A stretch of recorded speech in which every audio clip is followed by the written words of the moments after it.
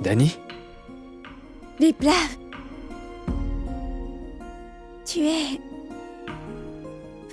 vraiment quelqu'un de bien. Vraiment bien. Par contre, tous les autres ne le sont pas.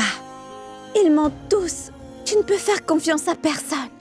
Toi, tu es quelqu'un de vraiment bien. De qui tu... Vraiment... Qui dit des mensonges? Dani? Dani? Hé, Dani? Ah, mais qu'est-ce qui t'arrive? Tu tenais la main de ma maman et... Quand tu es nerveuse, je le suis moi aussi, Dani. Allez, lève-toi, Dani. Qui dit des mensonges? Est-ce que tu as parlé à quelqu'un? Est-ce que quelqu'un t'a dit quelque chose? Dani, réveille-toi. Elle n'était pas dans son assiette. Je veux dire, elle faisait de la fièvre, ça lui est monté à la tête. C'est pourquoi elle disait n'importe quoi devant vous tous. N'est-ce pas, ma tante? Elle disait n'importe quoi, hein? Maman, c'était n'importe quoi. Et voilà pourquoi. Et elle...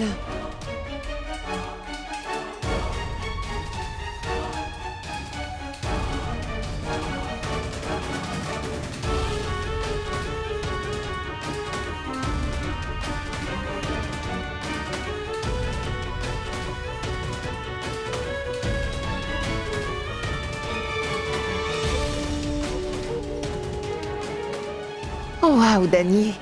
Quelle incroyable scène tu as créée aujourd'hui! Cette fille a fait toute une scène. C'est l'anniversaire de... la mort de son beau-père en plus. Elle ne l'a pas considéré. Qu'allons-nous dire aux gens maintenant, dites-moi? Si seulement la terre s'était ouverte devant moi, je me serais laissée engouffrer. Je n'ai jamais subi une telle humiliation de toute ma vie d'Ashrat. Cela ne ressemble pas du tout à Dani. Aurait-elle mangé un de ces gâteaux intoxiqués? Ça m'étonnerait. Mais pourquoi elle en mangerait? C'était prévu pour les offrandes. Par erreur? Mais grand-mère, cela n'a aucun sens. Elle doit sûrement savoir ce qu'il y a dans ces petits gâteaux. Du moins, pour l'occasion. Oui, Sushma. Elle devrait le savoir, n'est-ce pas? La première fois qu'elle avait bu et créé une scène, nous ne lui en avons pas voulu. Mais aujourd'hui encore, elle a fait toute une scène. Laisse-moi te dire que ta belle-fille n'est pas aussi innocente qu'elle voudra le faire croire. Cette vipère s'est moquée de moi devant tout le monde. Elle a terni mon image. Vous savez, j'ai l'impression qu'il y a beaucoup de choses qui se passent dans sa tête, Saoui. Elle serait capable de n'importe quoi, à n'importe quel moment et en public. Nous avons tous vu de quoi elle était capable. Dani, s'il te plaît, pitié de moi. Suffit de me dire ce qui se passe et je réglerai toute cette histoire. Dani, réveille-toi. Écoute, s'il y a quelque chose qui te perturbe, il faut que tu me le dises. Je vais... Kamini.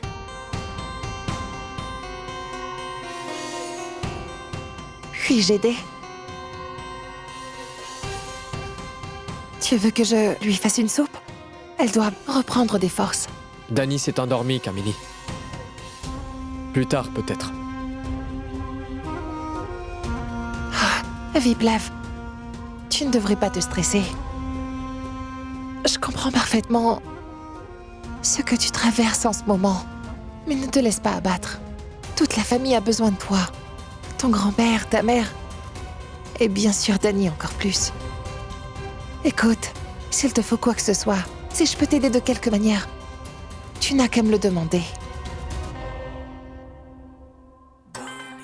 Je ferai n'importe quoi pour toi. Et Dani aussi.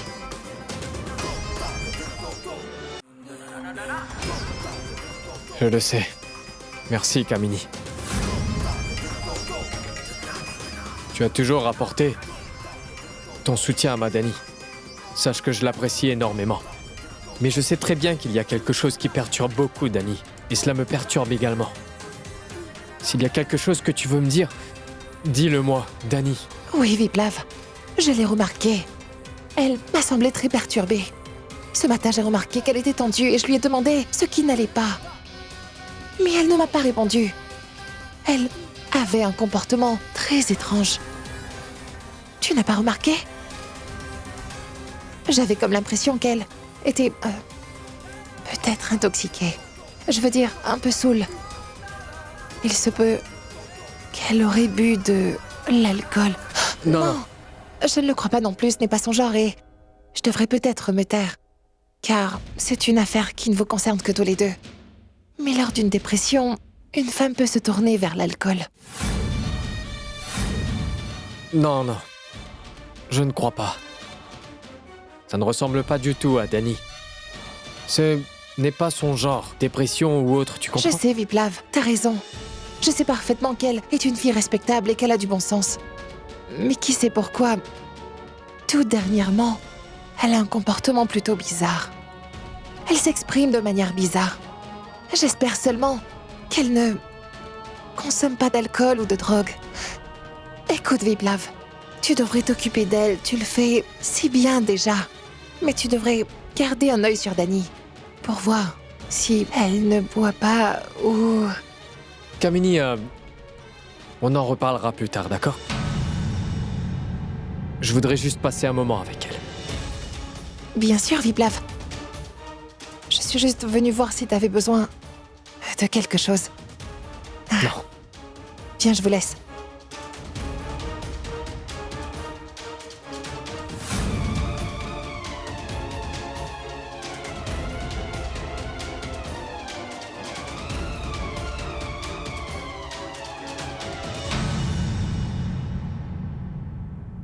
Dashrat, écoute, tu n'as rien mangé depuis ce matin. Prends au moins un thé.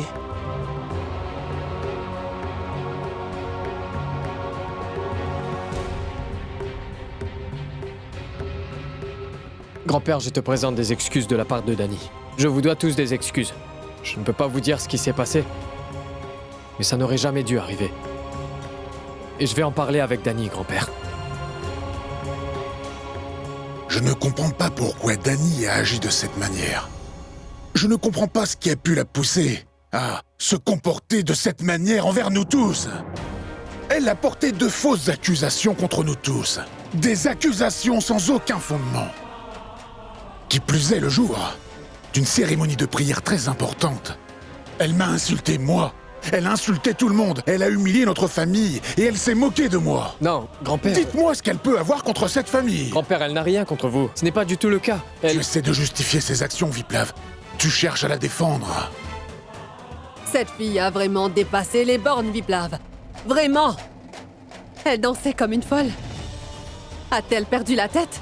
J'étais là, tranquillement, et je n'ai rien vu venir. Tout d'abord, elle s'en est pris à moi, puis elle a fini par s'en prendre à ta mère. Et toutes ces choses qu'elle a dites, je suis incapable de comprendre. Comment elle a pu se mettre ce genre de bêtises dans la tête? Sa tyrannie, je me sens si humilié que je devrais en finir et mourir de honte. Grand-père, je suis désolé. Je te promets que je vais lui parler. Cela n'est jamais arrivé auparavant.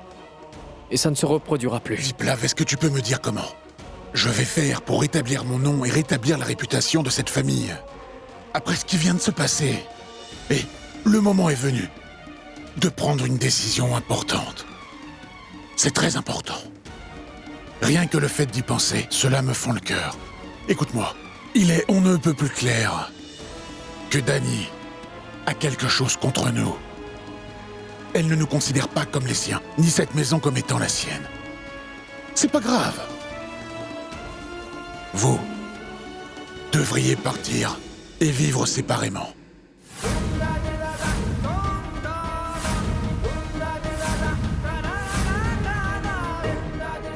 Mais grand-père, qu'est-ce que tu veux dire?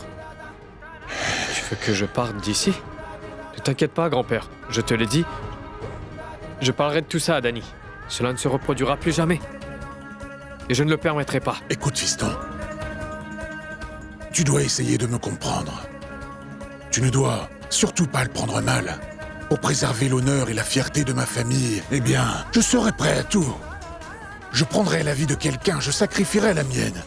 Mais jusqu'à présent, pas un seul des hommes de notre famille n'est parti avec sa femme pour vivre séparément. Essaie de comprendre ma peine. Essaie de comprendre ma tristesse, Viplav. Essaie de comprendre ma peine. Cela n'arrivera plus. Ça n'arrivera plus. Dorénavant, grand-père, cela n'arrivera plus dans cette famille. Tout ce que tu veux, c'est qu'il y ait la paix dans cette maison. Et que mon honneur et ma réputation ne soient pas bafoués, Viplav. Le mieux serait que Dany et toi alliez vivre ailleurs. C'est la seule solution, fils. Je voudrais que tu comprennes ma décision. Alors écoute-moi bien. J'ai investi beaucoup d'efforts pour bâtir cette maison. Je ne la laisserai pas tomber en ruine. Et j'ai bâti notre réputation petit à petit, tu le sais bien. Viplav, ma sœur a raison de dire que Dany a dépassé les limites. Après tout ça, je dois préserver le respect et la fierté de cette famille. Et, deuxièmement, écoute attentivement. Je sais bien que Dany peut retourner vivre au foyer. Mais c'est aussi ta femme, et je sais très bien. Oui. Je sais très bien que c'est ta femme, mon cher Viplav. Et Viplav, je sais pertinemment à quel point tu l'aimes. Et que tu ne peux pas vivre sans elle. Mais mon garçon, c'est la seule solution. Tu dois aller vivre ailleurs avec Dany. Écoute ce que je te dis, fiston. Il ne manque que Dany à cette petite réunion. Ce serait bien plus amusant.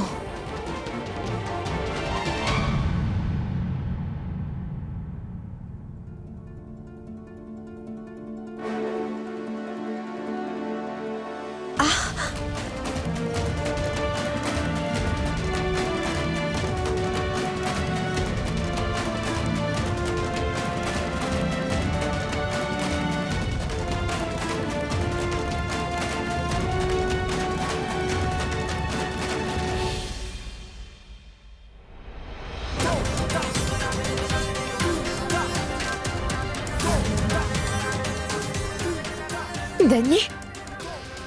Dany, il faut que tu ailles en bas. Grand-père voudrait te voir. Hein? Oui, c'est vraiment important. Tout le monde attend en bas. Non, viens avec moi. Je ne sais pas. J'ai mal à la tête. Écoute, vas-y, je te rejoins tout de suite. Ne t'inquiète pas, je suis là. Je t'aiderai à descendre les escaliers. Tu viens? Oui, mais... Allez, suis-moi. Mais grand-père, ne prends pas une décision aussi drastique. Je vais en parler à Dany, et tu peux me faire confiance. Je sais qu'elle comprendra. Plus jamais, elle n'agira. Pardon, approche. Viens avec moi. Allez, nous leur devons des excuses. Nous devrions tous les deux leur présenter nos excuses. Pourquoi dois-je m'excuser? Et toi aussi? Ah, pour ce que t'as fait ce matin. Pour toutes les horreurs que t'as bien pu leur dire. T'as insulté toute la famille, devant tous les invités qui étaient là. Qu'est-ce que j'ai dit ou fait exactement pour les insulter? Je n'y comprends rien. Tu ne... grand-père, elle ne s'est pas encore tout à fait remise. Elle ne sait pas ce qu'elle raconte. Alors je t'en prie, excuse-la s'il te plaît. Mais pourquoi tu t'excuses? Tu veux bien me dire ce que j'ai fait? Ne me demande pas pardon. Regarde-la, Viplav.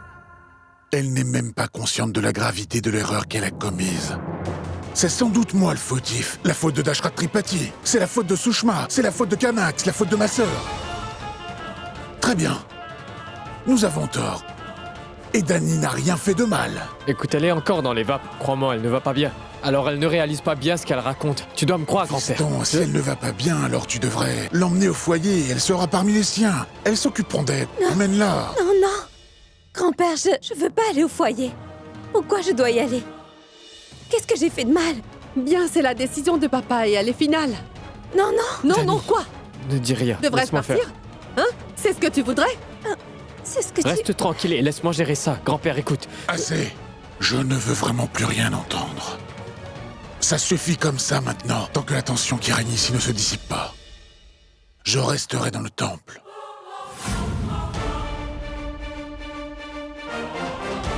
Prierai pour que la paix revienne dans cette maison. C'est ma décision et elle est finale.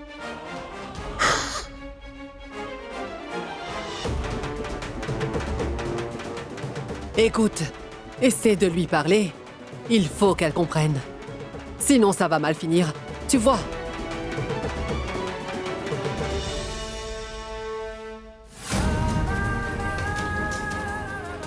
Viplav? Viplav? Que se passe-t-il? Pourquoi sont-ils furieux contre moi? Dis-moi ce qui se passe. Viplav, qu'y a-t-il? Mais qu'est-ce que j'ai fait? Viplav, dis-moi au moins ce qui se passe.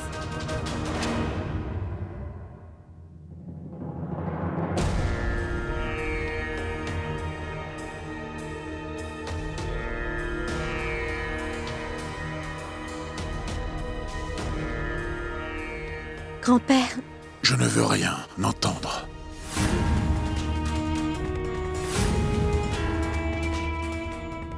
N'essaie pas de m'embobiner avec tes belles paroles. Ça fonctionne avec Viplav. Lui, il te croit et il t'écoute. Je ne veux pas t'écouter. Que veux-tu de moi, Dani? pardon. De l'aumône. N'oublie surtout pas qui tu es. Des misérables de ton genre, je les garde sous mes pieds. Viplav a eu pitié de toi, c'est pourquoi il t'a épousé. Sans lui, qui es-tu exactement? Quel est ton statut, dis-moi? Mais grand-père, Combien est-ce que ça te rapporte de vendre ton corps, Dani? Réponds. ça suffit, grand-père. Ne dites plus un mot. De quel endroit te permets-tu de m'ordonner de ne pas dire un mot, hein? Regarde-moi dans les yeux et dis-moi. Tu te permets de dire que tu es ma belle-fille, n'est-ce pas? Mais les femmes de ton genre et celles de ta mère ne sont pas dignes d'être les belles-filles de quiconque. Je pourrais te vendre au marché pour 2 sous, pour un rien. Tu m'as bien compris? Écoutez, je vous interdis de parler de ma mère ainsi. Avant de dire des insanités sur ma mère, vous devriez vous regarder en face. Regardez-vous dans un miroir avant de parler de ma mère. Et tous ces mensonges derrière lesquels vous vous cachez, je les vois très bien. Hier soir, j'ai entendu absolument tout ce que vous avez dit. Vous pouvez berner tout le monde. Toutefois, lui, il voit tout d'en haut. Tous vos mensonges, toutes vos manipulations, le Tout-Puissant les voit toujours. Il sait que Dashrath Tripathi est un des plus grands pécheurs qui soit. Il est un vrai escroc. Dites-moi, qu'est-ce que vous avez fait des sacs de dons? Qui a volé ces sacs, hein? Vous ne dites rien. Parlez! Si tu oses élever la voix encore une seule fois, je n'hésiterai pas à t'arracher la tête. Je vous enfermerai, ta mère et toi, dans une pièce... Vous ne parlez pas ainsi de ma mère, vous entendez? J'avais du respect pour vous. J'avais de l'estime pour vous. Maintenant, je ne cracherai même pas sur vous. Vous réalisez ce que vous dites? Je n'aurais jamais pensé que vous pourriez tomber aussi bas et agir de manière aussi honteuse. Vous êtes mal placé pour critiquer. Mesurez d'abord vos actions. Regardez le genre de personne que vous êtes. Ensuite, vous pourrez parler de ma mère. Dani!